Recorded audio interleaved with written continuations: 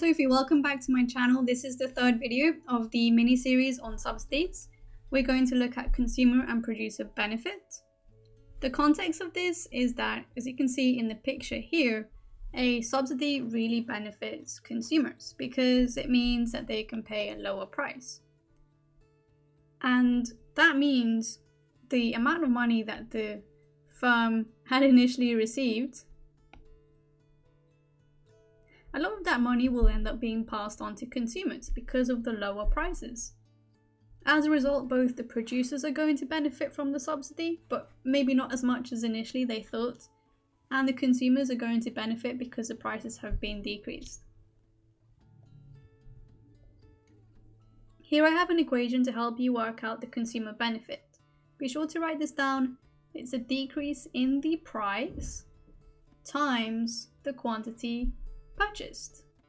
And the definition, it's the subsidy the government gave to the firm that has been passed on to the consumers via lower prices. And I should highlight this in pink. Let's have a go at this.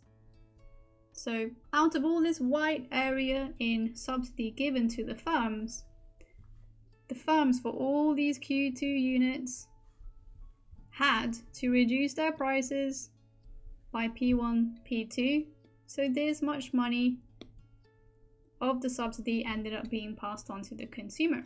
That's the consumer benefit. I'm very excited, so let's take a look at the next one. Oh, we've got to remember, if it's PED elastic, consumer benefit is lower, and if it's inelastic, it is higher. I have to explain this. Same strategy.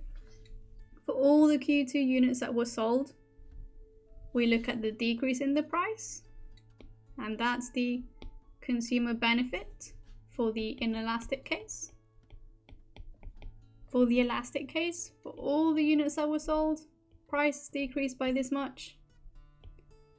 That's the consumer benefit for the elastic case. As a result, you can see that consumers benefit a lot more of the initial money given in the inelastic case. They might not benefit in terms of quantity, but in terms of the money given, they do. Oh yeah, and this is really tricky to draw. Really super tricky. You have to try and draw everything else equal. If you were to draw this as part of your homework or something, be sure to write the same P1, the same Q1, the same tax.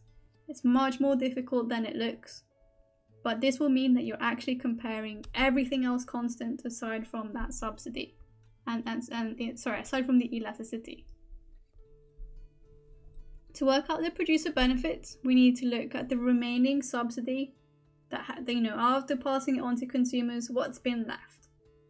And that's all it is. So I need to highlight this one in blue. Out of the white area that's been given to the producers, the pink area has been passed on to consumers. Therefore, the remaining blue area is what's left as a benefit to the producer. And you can see that if it's more elastic, the producer gets to keep more money of the subsidy. That's the conclusion there. If the PD is elastic, consumer benefit is lower, and therefore the producer benefit is higher. If it's inelastic, it's the other way around. So I hope you found this mini-series on subsidies really useful and informative.